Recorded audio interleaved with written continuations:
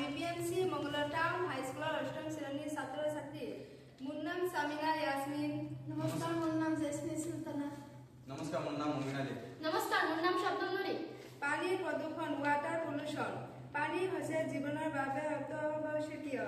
সকলো জীৱই পানীৰ ওপৰত নিৰ্ভৰশীল। বৰ্তমান পানী প্ৰদূষণ এক ভয়ংকৰ সমস্যা। পানী বেয়া আৰু বিষাক্ত পদাৰ্থ মিহলি হোৱাকে পানী প্ৰদূষণ বোলে। ইয়াৰ ফলত পানী অখাদ্য আৰু ক্ষতিকৰণ হয়। কাৰণসমূহ: কল কাৰখানাৰ বিষাক্ত বৰ্জ্য আদি পানীৰ উৎসত মিহলি হয়।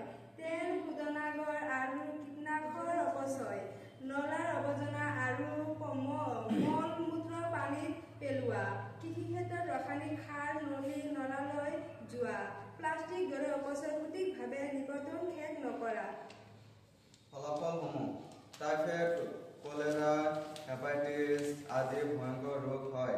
মানুহৰ স্বাস্থ্যৰ ওপৰত বিৰূপ প্ৰভাৱ পৰে। মাছ আৰু জলজ জীৱৰ জীৱন ধ্বংস হয়। পানীৰ গুণমান হ্ৰাস পায়। সাধাৰণ উপায়: কল কাৰখানাত শুদ্ধিকৰণ ব্যৱস্থা প্ৰয়োগ কৰা, প্লাষ্টিকৰ ব্যৱহাৰ হ্ৰাস কৰা, পানী অপচয় নকৰি সংৰক্ষণ কৰা, পানীত আৱৰ্জনা পেলোৱা বন্ধ কৰা, চৰকাৰ আৰু নাগৰিক উভয়ে সচেতন হোৱা।